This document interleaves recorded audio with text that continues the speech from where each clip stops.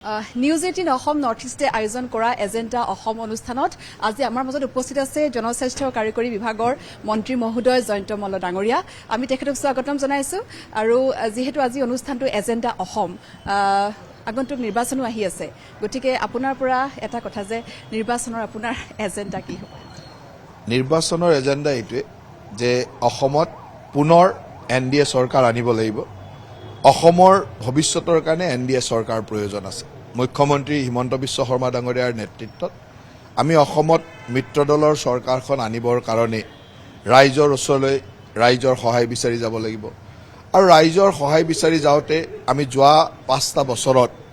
অসমৰ বিকাশ উন্নয়নৰ কাৰণে কিমানখিনি কাম কৰিলো আৰু আমি অসমৰ খিলঞ্জীয়া মানুহ বা অসমীয়া জাতিটোৰ সুৰক্ষাৰ কাৰণে সভ্যতা সংস্কৃতি ৰক্ষাৰ কাৰণে কিবিলাক কাম কৰিলো এই কথাবিলাক যেতিয়া ৰাইজৰ ওচৰলৈ লৈ যাম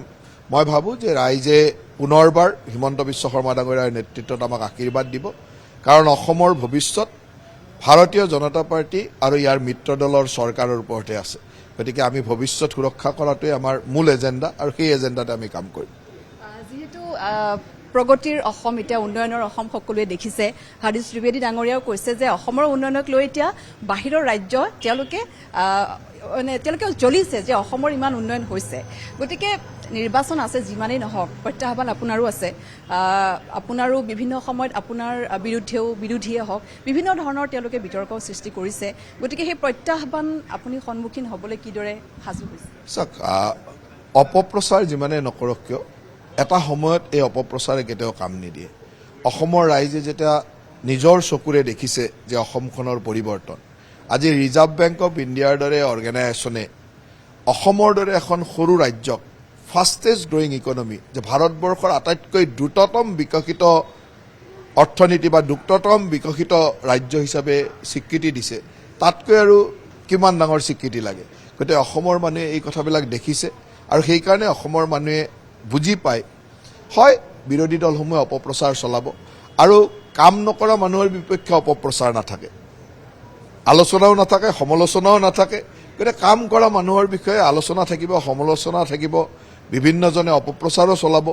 আৰু সেই কথাবিলাকক গুৰুত্ব দিলে কামেই কৰিব নোৱাৰিব গতিকে আমি সেই কথাবিলাকক সদায় উপেক্ষা কৰিয়ে চলি আছো কোনে কি কৈছে সেয়া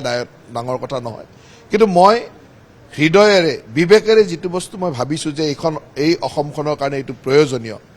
মোৰ অঞ্চলটোৰ কাৰণে এইটো কাম প্ৰয়োজনীয় মোৰ জাতিটোৰ কাৰণে এই কামটো প্ৰয়োজনীয় সেই কামটো আমি কৰি গৈছো সিমানেই কথা আৰু ইয়াৰ যোগ্য মানে স্বীকৃতি অসমৰ ৰাইজে নিশ্চয়কৈ দিব সমষ্টিটো আপুনি এতিয়া দেখা গৈছে যে জনপ্ৰিয় হৈছে সমষ্টিবাসীয়েও আপোনাক যথেষ্টখিনি সকলোৱে আপোনাক যি ধৰণে আগবাঢ়িছে গতিকে শেষৰটো প্ৰশ্ন যে যিহেতু নিৰ্বাচনৰ লৈ যে কি ক'ব বিচাৰিব ৰাইজক মই 2011 চনত প্ৰথম নিৰ্বাচন খেলিছিলোঁ 9000 ভোটৰ ব্যৱধানত জিকিছিলোঁ 2021ত যেতিয়া নিৰ্বাচন খেলিলোঁ তেতিয়া প্ৰায় 1,06,000 ভোট পাইছিলোঁ গতিকে মোৰ লক্ষ্যটো থাকিব যে নলবাৰীবাসী ৰাইজে যোৱা নিৰ্বাচনসমূহত মোক যিমান ভোট দিছে তাতকৈ কিমান বেছি মানুহৰ হৃদয় জয় কৰিব পাৰোঁ আশীৰ্বাদ ৰাইজে কৰিব আৰু মোৰ চেষ্টাটো এইটোৱে যে তাতকৈ বেছি মানুহৰ হৃদয় জয় যদি কৰিব পাৰিছোঁ তাৰমানে মই ক'ৰবাত নহয় ক'ৰবাত সফল হৈছোঁ গতিকে সেইটো লক্ষ্যৰে আমি কাম কৰি আছোঁ আৰু মই ভাবোঁ যে নলবাৰীবাসী ৰাইজে নিশ্চয়কৈ বিকাশ উন্নয়ন আৰু ৰাইজৰ প্ৰতি দেশৰ প্ৰতি বা আমাৰ জনসাধাৰণৰ প্ৰতি কৰা সেৱাৰ মূল্য নিশ্চয়কৈ দিব আৰু তাৰ কাৰণে ৰাইজৰ ওচৰত আশীৰ্বাদ বিচাৰিম ৰাইজৰ সহায় বিচাৰিম ধন্যবাদ আজি আমাৰ অনুষ্ঠানৰ মাজত আপুনি উপস্থিত থাকিলে অশেষ ধন্যবাদ জনাইছোঁ হয় ধন্যবাদ জনাইছোঁ আৰু সেয়া আছিলে জনস্বাস্থ্য কাৰিকৰী বিভাগৰ মন্ত্ৰী মহোদয় জয়ন্ত মল্ল ডাঙৰীয়া আৰু নিউজ 18 অসম নৰ্থ ইষ্টে আয়োজন কৰা এজেণ্ডা অসম অনুষ্ঠানত উপস্থিত থাকে তেওঁ আজি আমাৰ মাজত আপুনি বিচৰা বাতৰি পাব কেৱল নিউজ 18 এপত নিউজ 18 এপ ডাউনলোড কৰিবলৈ স্কেন কৰক এই QR কোড গুগল প্লে ষ্টৰতো পাব এই নিউজ 18 এপ